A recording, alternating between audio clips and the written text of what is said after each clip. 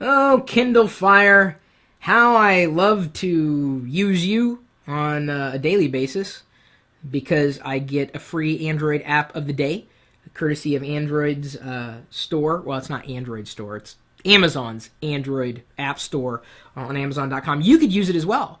You can connect to the Amazon App Store on your Android device and then get a free download of the day, a download that otherwise would cost you money. Ad-free downloads. And I found a couple of good games and utilities. Look, this is just in the past, couple of weeks that I got all those apps for free. I know they say, oh, Android users don't spend money. I guess you're right. I don't. I get the free app of the day. Why spend money on something that you could get for free if you just wait a little while? And, I do like playing. In fact, my favorite app, I think, so far for a news app is this one. And I don't even know what the hell it's called. It's got a big C on it, though. I can't tell what it is, but it's nice on the Kindle Fire. They just uploaded the latest firmware for the Kindle Fire, adding a bit more comprehensive experience for those of you who have used a traditional Kindle and have wanted to share the content from your Kindle Fire elsewhere, and made some nips and tucks. As I announced in the private Nomies group, this ebook, Knockout Interview Answers, was available for free the other day. I don't know if it still is. I gave the Nomies a head start on it. But we just published the full list of Kindle Fire updates on Locker Gnome, if you missed the list, and also added a few tips and tricks. So yes, I still have Kindle Fire. I do plan on getting other Android devices as my budget allows.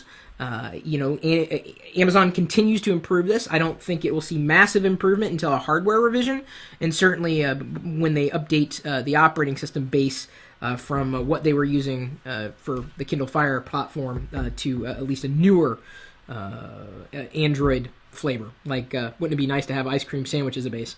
Looks like the latest update that is most worthwhile for the Kindle Fire owners. Update will also bring some of the features customers have requested, including faster reconnective Wi-Fi after a Kindle Fire has been asleep, and then, of course, general performance enhancements.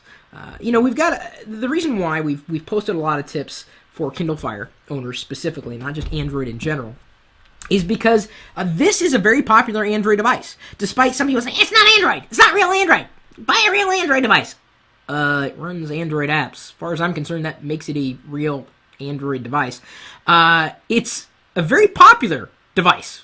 How many millions have sold? The Kindle Fire sold millions. And in terms of App Store revenues and attention, Amazon's number one. They're beating out Google in terms of engagement on Google's own platform.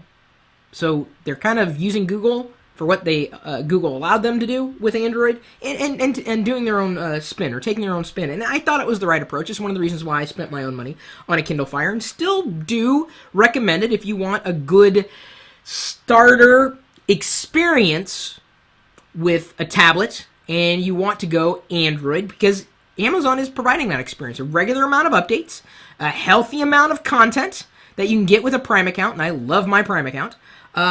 Okay hardware, but then again, you're not paying top dollar to get access to what you might want to get access to. Plus, tons of apps in Amazon's App Store, fully vetted, and that's one of the reasons why I like the way Amazon's done it. Of course, if you want to install your own Android apps, you can do so just by flicking a switch in the settings. And as a matter of fact, let me just show you, for all you geeks out there who didn't think it was possible, because I know some of you guys, you didn't even buy one, and you're claiming you know everything about it. That's funny.